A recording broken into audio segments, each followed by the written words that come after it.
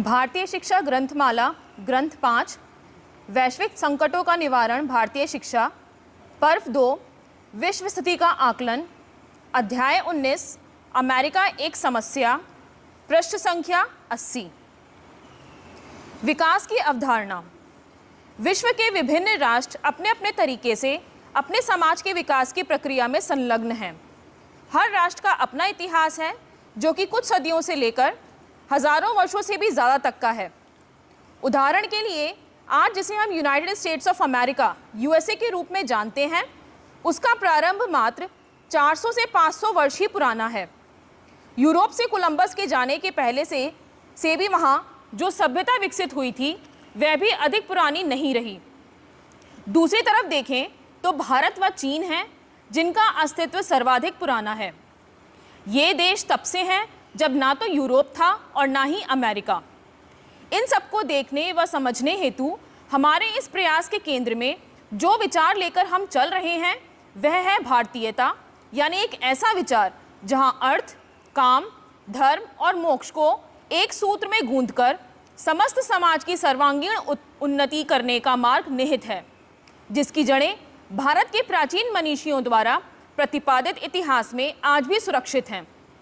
आज जब विश्व के कुछ देश आर्थिक समृद्धि की पराकाष्ठा पर पहुंचकर भी अपने आप को कई दृष्टियों में विफल पा रहे हैं और भारत के राजनेता व चिंतक भी बिना समझे ही उसी मार्ग की नकल कर चलना चाह रहे हैं, तो हमारा प्रयास है कि हम वैश्विक परिप्रेक्ष्य में सब कुछ परखें व जो कुछ भी विश्व में अच्छा या सही हुआ है उसे भी समझकर भारतीयता के अनमोल तत्व को आधुनिक परिवेश में उतारें, ताकि भारतीय चिंतन से ही उपजा ये मंत्र वसुधैव कुटुंबकम विश्व को नई दिशा व आने वाली पीढ़ियों को एक सार्थक भविष्य दे सके। हम यदि आज की वैश्विक समस्याओं पर नज़र डालें तो पाएंगे कि इन समस्याओं को हम दो स्वरूपों में बांटकर देख सकते हैं। पहली, राष्ट्रीय व सामाजिक रचना के मूलभूत आधार से संबंधित समस्याएं। दूसरी, ऐसी तत्कालिक समस्याएं जिनके परिणाम दूरगामी हैं। राष्ट्रीय व सामाजिक रचना के मूलभूत आधार से संबंधित समस्याएं। पहला, बाजार में सामर्थ्यवान ही टिक पाएगा। विश्व के राष्ट्रों को दो स्वरूपों में बांटकर देखा जाता रहा है। एक, आधुनिक या यूं कहें कि मूलतः आर्थिक रूप से उन्नत राष्ट्रों का समूह, जैसे कि USA, Britain, Germany, France, Japan, Australia इत्यादि, जिन्हें हम लगभग 2 सदियों से वैज्ञानिक व आर्थिक उन्नति में अगुवा मानते आ रहे हैं। इनमें ज़्यादातर पश्चिम के राष्ट्र होने से हम आधुनिकता को पश्चिम कहकर ही देखते हैं, और दूसरी ओर बाकी के सब कम उन्नत कहलाए जाने वाले राष्ट्र जो इन उन्नत राष्ट्रों के मार्गदर्शन में चलने का प्रयास कर रहे हैं और उन्नत होने का अर्थ पश्चिम की हर बात का अंधानुकरण करने में ही मान रहे हैं। चिंता का विषय यह है कि अति उन्नत समझे जाने वाले इन राष्ट्रों का एक बड़ा तबका आज आर्थिक रूप से अनिश्चितता में जी रहा है। कुछ राष्ट्र तो दिवालियेपन के कगार पर खड़े दिखाई दे रहे हैं, जिन्हें संभालने में इनकी सामूहिक ताकत लगी हुई है व विचलित नजर आ रही है। जिनके पास समृद्धि है वे भी भविष्य के प्रति अनिश्चित हैं, ऐसा स्पष्ट दिखाई दे रहा है। बेरोजगारी व गरीबी की ऐसी मार पड़ रही है कि इन राष्ट्रों की आम जनता बुरी तरह से आतंकित है और ये कह रही है कि मात्र 1% लोगों के हाथों में ही इन राष्ट्रों के धन व सत्ता दोनों की पकड़ सीमित होती जा रही है।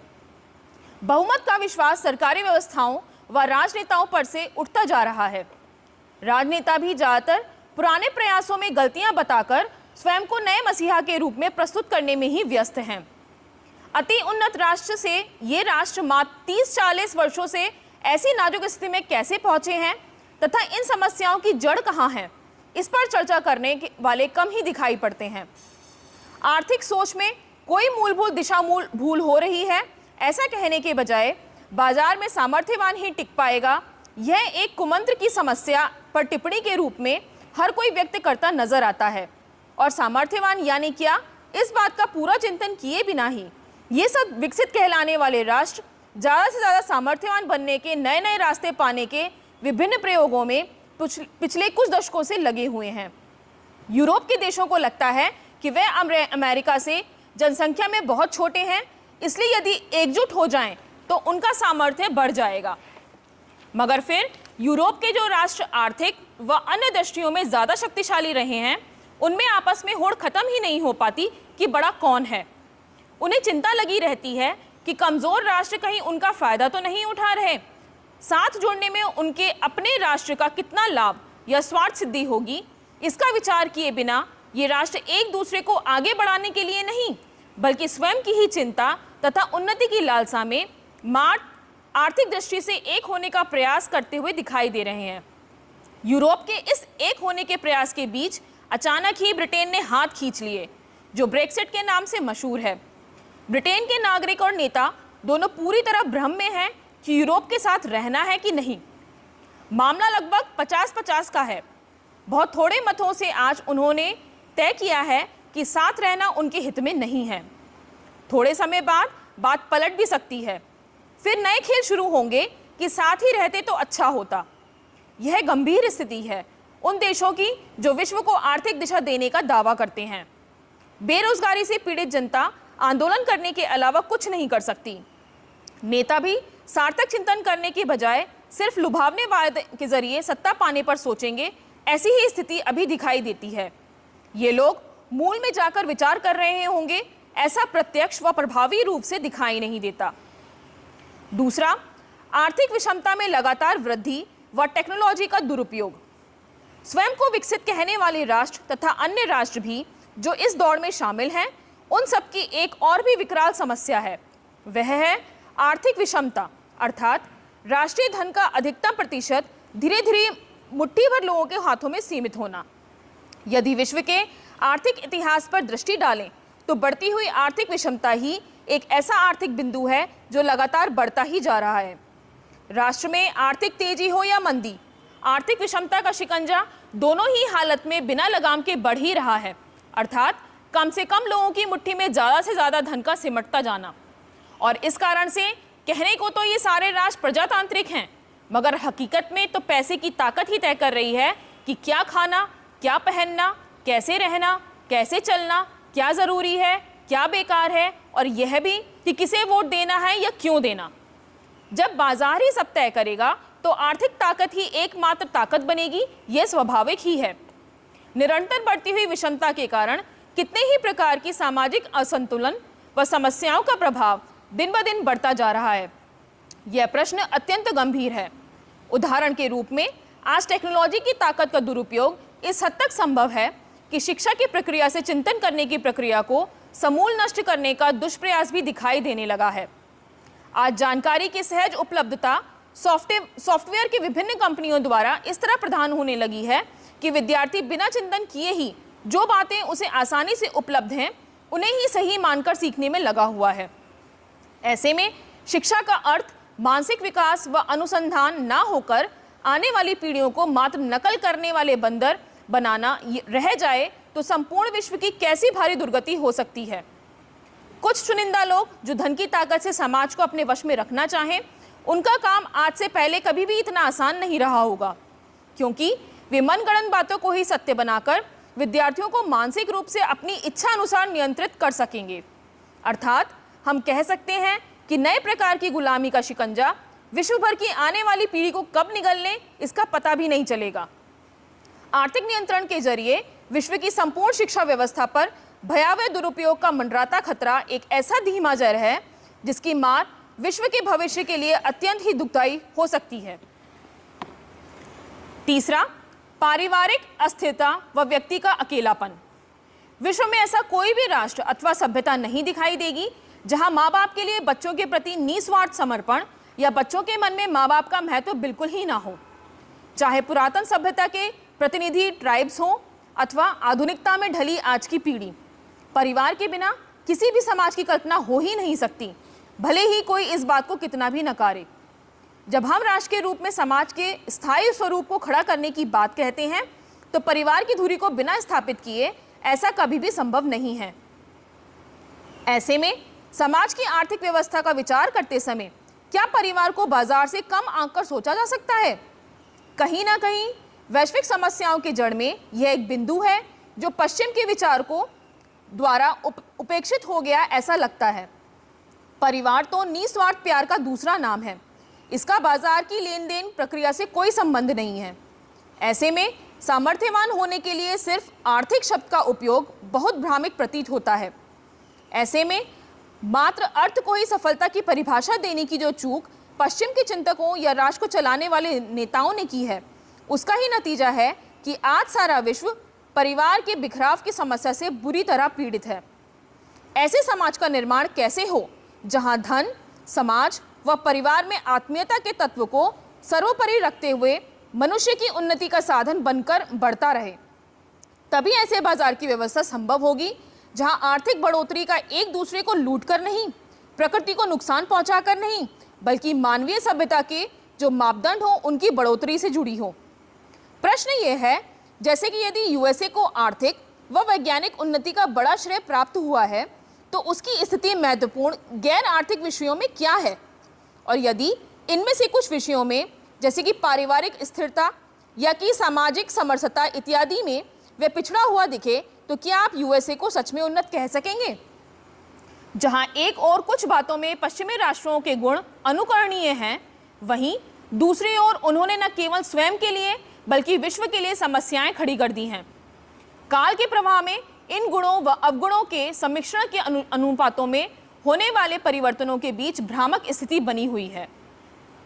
पश्चिम के अनुकरणीय गुण: व्यक्तिगत स्वतंत्रता व व्यक्तिगत उन्नति के अवसर, सम्मान पूर्वक जीवन यापन, योग्यता के अनुरूप शिक्षा, समुचित रोजगार, उद्यमिता के समुचित अवसर, कमजोर व्यक्ति के लिए भी न्याय की पूर्ण व त्वरित संभावना, रचनात्मक उद्यमिता का सम्मान व बढ़ावा, विज्ञान व टेक्नोलॉजी पर गहरा अनुसंधान व उसके जरिए मनुष्य के जीवन को सुविधापूर्ण बनाना। पश्चिम द्वारा निर्मित पारिवारिक, सामाजिक, प्राकृतिक समस्याएं।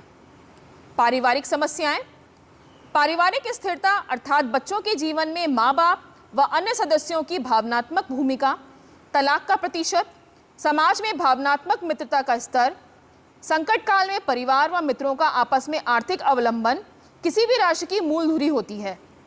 यदि पारिवारिक अस्थिरता चरमराने लगे तो राष्ट्र अंदर से खोखला होता जाता है।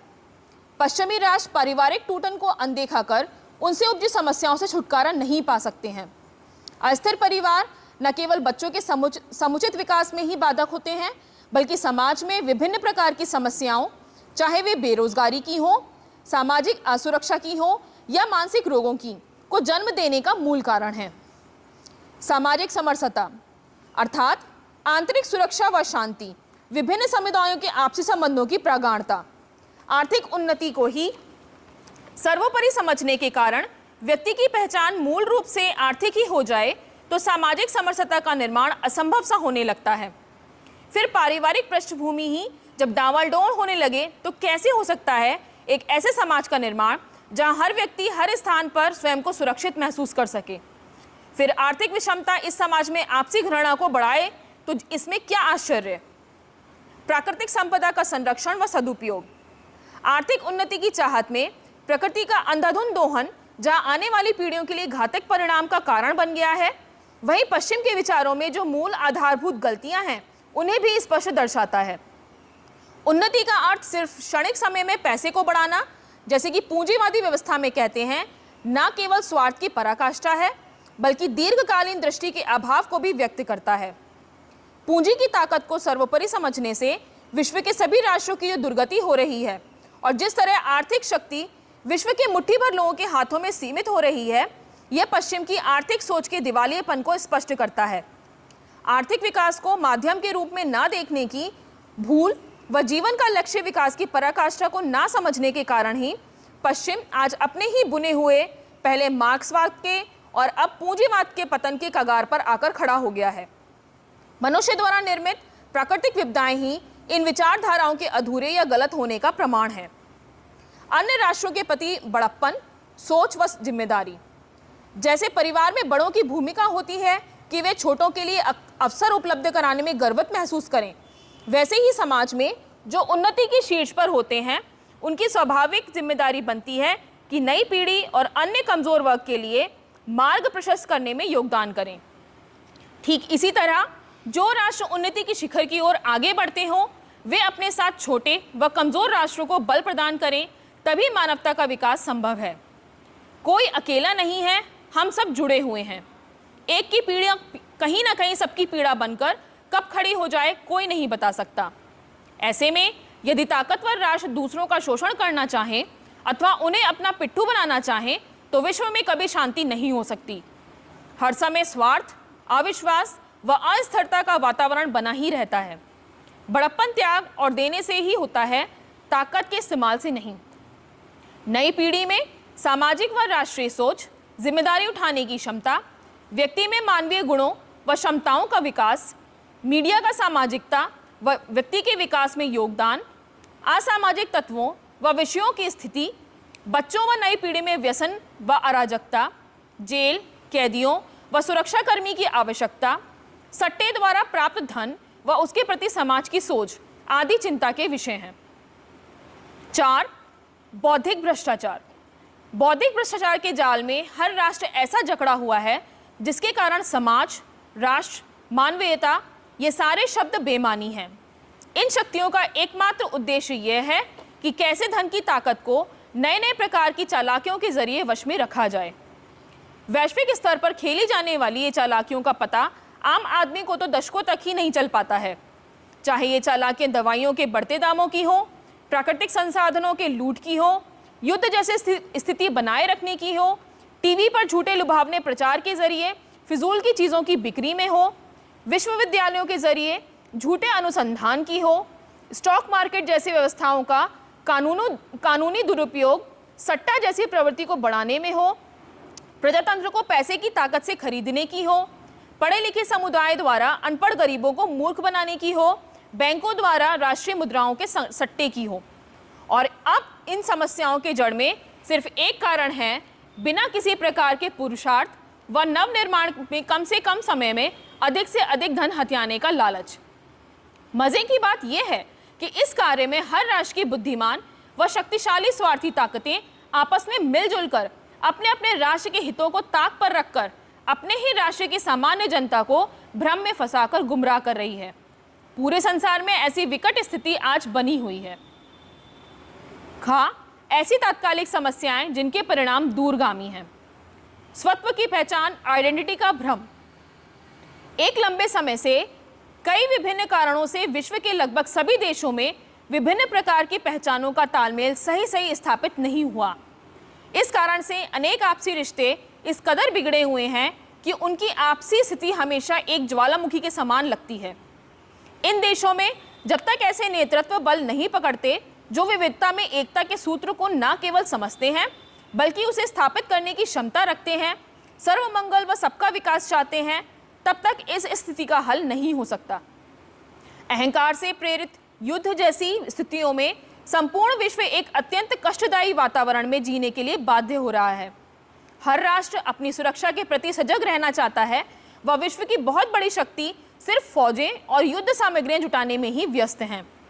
इस विषय की गंभीरता तब और भी भीषण लगने लगती है जब ऐसे अणु बमों के बारे में सुनते हैं जिनसे पूरा विश्व ही नष्ट किया जा सकता है। कई तरह की मानसिक रूप से विक्षिप्त अव्यवहारिक ताकतें उभरने लगी हैं। जिहाद के नाम पर तो सब कुछ विस्फोटक ही प्रतीत होता है। इस परिस्थिति को बनाए रखने में जिन शक्तियों का संकुचित स्वार्थ छुपा है वे इस समस्या को निरंतर जिंदा ही रखना चाहती हैं। जब तक शक्तिशाली नई पीढ़ी खड़ी नहीं होती जिसे शांति के मार्ग से ही आगे बढ़ने में रुचि है। बौद्धिक भ्रष्टाचार के विभिन्न प्रकारों में ये भी एक प्रकार है कि जिसकी जड़ें राजनीतिक गलियारों में भी गहरे तक घुसी हुई प्रतीत होती हैं। दूसरा, वैश्विक समस्याओं का भारत पर प्रभाव। कुछ ही सदियों पूर्व भारत एक समृद्ध राष्ट्र के रूप में विद्यमान था। विश्व के व्यापार में उसकी अहम भूमिका रही, परंतु विदेशी आक्रांताओं द्वारा सदियों के लगातार आघात से पीड़ित भारत असहाय सा प्रतीत होने लगा है। विश्व की अर्थव्यवस्थाएं सन 1000 से 2003। 18वीं सदी के पहले भारत और चीन दुनिया की सबसे बड़ी अर्थव्यवस्था थी। वरिष्ठ अर्थशास्त्री अंगस मैडिसन के अनुसंधान के अनुसार ब्रिटिश राज से स्वतंत्र होने के 70 वर्ष बाद भी भारत पश्चिमी देशों के प्रभाव से मुक्त नहीं हुआ है। जहां एक ओर सदियों की गुलामी ने भारत के आत्मविश्वास को पूरी तरह शत-विक्षत कर रखा है, वहां दूसरी ओर पश्चिमी राष्ट्रों के आधुनिक आविष्कारों से जनित समृद्धि भारत के शिक्षित समुदाय के लिए स्वाभाविक रूप से आदर्श व कौतूहल का कारण बनी है। इन कारणों के रहते भारत अब तक अपनी स्वतंत्र पहचान प्रभावी ढंग से स्थापित करने में सफल नहीं हुआ है। भारत की उन्नति व अवनति के जो बिंदु हैं उन्हें 1947 के बाद से 4 कालखंडों में बांटकर देखा जा सकता है। इसी प्रक्रिया में हम आगे देखेंगे कि किस तरह भारत पर वैश्विक समस्याओं का क्या परिणाम हुआ है। भारत के 60 दशक एक केस स्टडी। भारत में बहुत से लोग गरीब हैं, मगर भारत राष्ट्र कभी भी गरीब नहीं रहा है। भारत की 50% भूमि कृषि योग्य है, जबकि जापान में मात्र 10.7 व यूएसए में मात्र 18.9%। यह एक कटु सत्य है कि 1947 में ब्रिटिश राज से स्वतंत्रता के पश्चात का इतिहास देखें तो भारतीय अर्थव्यवस्था रोजी रोटी की जद्दोजहद से बहुत आगे नहीं बढ़ पाई है। भारत एक अच्छा उदाहरण है इस बात का कि कैसे प्राकृतिक संपदा भरपूर होने पर भी एक राष्ट्र के अधिकतम लोगों को गरीब बनाए रखाया जा सकता है। हम भारत के इन 7 दशकों को निम्न कालखंडों में बांटकर देखें। कालखंड 1 1947 से 67 लगभग 20 वर्ष। मेहनतकश ईमानदार नागरिक मगर रोजी रोटी की जद्दोजहद। सदियों की गुलामी से मुक्त स्वतंत्रता प्राप्ति की खुशी से प्रफुल्लित भारत के नागरिक स्वाभाविक राष्ट्र निर्माण की प्रबल चेतना से ओतप्रोत थे। उत्साह व राष्ट्रीय गर्व से भरे हुए इन लगभग 20+ वर्षों में सब अपनी अपनी क्षमता के हिसाब से पूरी ईमानदारी से अपनी अपनी भूमिका निभाने का प्रयास करने लगे। चाहे वे खेत में जुटे किसान हों या सीमा पर तैनात सैनिक, चाहे वे बौद्धिक रूप से संपन्न वैज्ञानिक हों या राष्ट्र को विभिन्न प्रकार के संगठनों में पिरोने वाले ऋषि तुल्य महानायक, या जंगलों में अपने साइकिलों से रोज 50 से 100 किलोमीटर तक यात्रा कर पीने व सिंचाई के पानी के लिए बांध बनाने वाले इंजीनियरों की टोली। राष्ट्र के प्रति इतना अद्भुत समर्पण होते हुए भी यह भारत के लिए आर्थिक दृष्टि से सबसे कमजोर समय रहा। इसका मुख्य कारण यह था कि आर्थिक विषय को समझने वाले महारथियों व उनके विचारों की घोर उपेक्षा। जहां एक ओर नए स्वतंत्र राष्ट्र के नए नेतृत्व के ने नई सही निर्णय लिए होंगे, समुचित आर्थिक विकास की दृष्टि से उनसे भारी चूकें भी हुईं। इन चूकों को समझना आवश्यक है ताकि हम उनसे मिली सीखों के परिप्रेक्ष्य में आज को समझकर आने वाले कल की सही योजना भी कर सकें। किसी भी राष्ट्र की आर्थिक व्यवस्था उसी तरह महत्वपूर्ण है जिस प्रकार हर परिवार के लिए जरूरी है स्वयं के पुरुषार्थ से कमाया हुआ धन, जो इतना तो हो कि परिवार सम्मान पूर्वक अपना जीवन यापन कर सके व अतिथि का ध्यान भी रख सके। राष्ट्रीय आर्थिक नीतियां कुछ ऐसी बन सकें कि जहां हर हाथ को रोजगार मिल सके व समाज व देश की विपदाओं से सुरक्षा हो सके। मगर 70 वर्षों की यात्रा के बाद भी यदि आज हम रोजी रोटी की जद्दोजहद से बड़ी संख्या को नहीं उबार सके हैं, तो इसके पीछे प्रारंभिक वर्षों में की गई कुछ मूलभूत गलतियां ही हैं जो कि आज तक चली आ रही हैं। उन अनेकानेक आर्थिक गलतियों के केंद्र में जो बिंदु हैं वह ये हैं। जिस तरह एक रेलगाड़ी के चलने के लिए एक सशक्त इंजन आवश्यक है, वैसे ही हर हाथ को काम मिले ये तभी संभव होता है जब समाज में इंजन के समान ताकतवर उद्यमियों का सतत निर्माण होता रहे। हमारे नीति निर्धारकों ने नवजवानों को इंजन जैसे स्वयं की ताकत से आर्थिक रूप से सक्षम, साहसी व आत्मविश्वासी, जो कि रोजगार पैदा करने में अपनी शान समझें, बनाने के बजाय जीवन भर की गारंटी देने वाली नौकरी खोजने वाली फौज खड़ी कर दी। और तो और नया उद्यम व्यापार प्रारंभ करने वाले उद्यमियों को पैसे के लालची व स्वार्थी ठहराकर बहुत ही नकारात्मक वातावरण तैयार कर दिया। इसके चलते जहां एक और भारत के होनहार बच्चे उद्यमी बनने का साहस जुटाने के बजाय हर सूरत में नौकरी पाने वाले, वह भी सरकारी, क्योंकि उसमें जीवन भर की गारंटी है, कि दौर में शामिल हो गए और यह सिलसिला आज भी जारी है। दूसरी ओर जिन इक्के दुक्के लोगों ने उद्यमी बनने की हिम्मत की, उन्हें नियम कानून के जाल में इस तरह जकड़ा कि वे अधिक टिक नहीं पाए। नए उद्यमियों के निर्माण में भारी कमी होने से आर्थिक विकास की रफ्तार बस इतनी ही रही जिससे जैसे तैसे गुजारा चलता रहे। सरकार का काम धन उत्पत्ति बढ़ाने की नीतियां बनाने के बजाय जो भी धन पैदा हुआ उसे बांटने का होकर रह गया। आज भी सरकार में जो भी लोग आते हैं, चाहे चुने प्रतिनिधि हो या व्यवस्था चलाने वाले ब्यूरोक्रेसी, आर्थिक विकास में वेल्थ क्रिएशन की समझ न होने के कारण, धन को बढ़ाने में उद्यमिता की भूमिका को नहीं समझ पाने के कारण धन को बांटकर ही गरीबी दूर होगी ऐसे प्रयास में लगे दिखते हैं। और जब धन कमाने के अवसर कम होते हैं तो ताकतवर भ्रष्टा का मार्ग अपनाकर येन केन प्रकोरण धन को लूटने लगते हैं। यही मनुष्य का स्वभाव हो गया है। कालखंड 2 1967 से लगभग 1980 तक। भ्रष्ट अर्थव्यवस्था का आरंभ व जड़ में पकड़। कालखंड 1 में भारत के लोग आर्थिक रूप से भले ही कमजोर रहे मगर अत्यंत ईमानदारी से अपने कार्य को पूरा करते थे। इस दूसरे कालखंड में भारत के लोगों ने अपनी ईमानदारी के मूल्यों को तिलांजलि देना शुरू कर दिया। जब कोई राष्ट्र आर्थिक रूप से कमजोर बना रहता है, भ्रष्ट लोगों द्वारा राजनीतिक, व्यापारिक व ब्यूरोक्रेटिक गठबंधन बनाना आसान व स्वाभाविक हो जाता है। ऐसे में यदि राष्ट्र का नेतृत्व छोटे भ्रष्ट आचरणों को नजरअंदाज करने लगे या खुद ही ऐसा करने लगे तो भ्रष्टता समाज व्यवस्था के जड़ में ही घर करने लगती है। भारत जैसे विशाल राष्ट्र जहां बड़ी जनसंख्या, लंबी दूरियां, सड़कों व कम्युनिकेशन का भारी अभाव रहा, भ्रष्टता ने धीरे धीरे इस कदर घर कर लिया कि ईमानदारी से काम करने वाले उपहास के पात्र बनते चले गए। और इस कालखंड में भ्रष्टता ने पूरी सामाजिक, आर्थिक, राजनीतिक, व्यापारिक व्यवस्था में गहरी जड़ पकड़ ली। यद्यपि अब तक भारत विश्व से अलग थलग ही रहा मगर भ्रष्ट लोगों ने अवश्य वैश्विक संबंध स्थापित किए ताकि भ्रष्टता से पाए धन को राष्ट्र से बाहर ले जाया जा सके। कालखंड 3 1980 से लगभग 1990 तक। भ्रष्ट नेतृत्व का बढ़ता उबाल। किसी भी समाज की व्यवस्था 3 प्रकार की शक्तियों में बांटी जा सकती है। एक, ईमानदार व सृजनात्मक शक्ति जो पूरे देश का नेतृत्व करती है। दूसरी, भ्रष्ट व ताकतवर शक्ति जो स्वयं के स्वार्थ हेतु पूरे देश को लूटने का कार्य करती है। और तीसरी, सीधी सादी सामान्य जनता जो निरपेक्ष भाव से जीवन की जद्दोजहद में व्यस्त रहती है तथा रेलगाड़ी के डिब्बे के समान ताकतवर नेतृत्व की दिशा में चलने को बाध्य रहती है। भारत के लिए यह तीसरा कालखंड दूसरे भ्रष्ट कालखंड का अगला पड़ाव बन गया। जब बेईमानी के जरिए आगे बढ़ना आसान हो गया और समाज के हर क्षेत्र में ईमानदारी पर चलने वाले अपने आत्मसम्मान की रक्षा करते मूक दर्शक बनते गए व ज़्यादा से ज़्यादा नेतृत्व के अवसर चालबाजी व चाटुकारिता करने वाले के हाथों में चला गया। कालखंड 4 1990 से लगभग 2010 तक। अर्थव्यवस्था में संपन्नता व भ्रष्टता का दोहरा विकास। ब्यूरोक्रेटिक लाइसेंस राज से मुक्ति का ये कालखंड आर्थिक विकास में प्रगति का कारण तो बना मगर व्यवस्था के जड़ में विद्यमान भ्रष्टता के कारण इस कालखंड का नेतृत्व भी ज़्यादातर क्षेत्रों में ऐसे व्यक्तियों के ही हाथों में बना रहा जिनके मूल में लोक मंगल की कामना न होकर लूट से संपन्न होने की चाहत प्रबल रही। ऐसे में वैश्विक रूप से अधिक जोड़ने के कारण भारत पर वैश्विक घटनाओं का सर्वाधिक प्रभाव हुआ जो बढ़ता ही गया।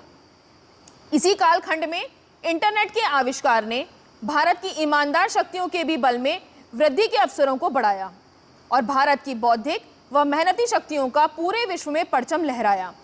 इस तरह भारत में जहां एक ओर आर्थिक संपन्नता बढ़ी वहीं दूसरी ओर भ्रष्टता भी अपनी पराकाष्ठा पर पहुंच गई।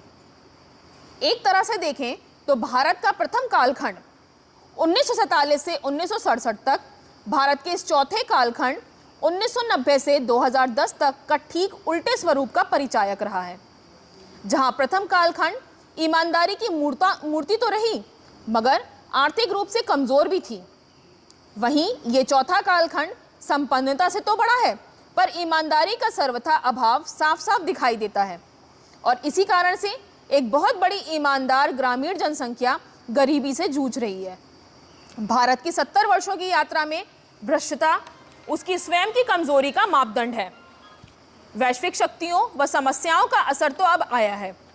ऐसे में भारत की आवश्यकता एक और ऐसे नेतृत्व की है जो भारत को भ्रष्टता के चंगुल से मुक्त करा पाए, साथ ही ऐसी आर्थिक व्यवस्था का निर्माण कर सके जहां ईमानदारी पूर्वक पुरुषार्थ के द्वारा ही विकास व संपन्नता में वृद्धि संभव हो सके। आर्थिक संपन्नता से भी बड़ी चुनौती भारत के नेतृत्व के लिए इस बात में है कि भारत अपनी विकास यात्रा कैसे बनाए जो पश्चिम की अर्थव्यवस्था की उपरोक्त अनेकों कमजोरियों से मुक्त हो। भारत की प्राचीन ग्राम व्यवस्था के सूत्रों को कैसे आज के परिप्रेक्ष्य में शामिल कर सकें, जहां एक और आर्थिक समृद्धि भी संभव हो, तो दूसरी ओर प्रतियोगिता के नाम पर रिश्ते बाजार की बलि ना चढ़ने पाएं।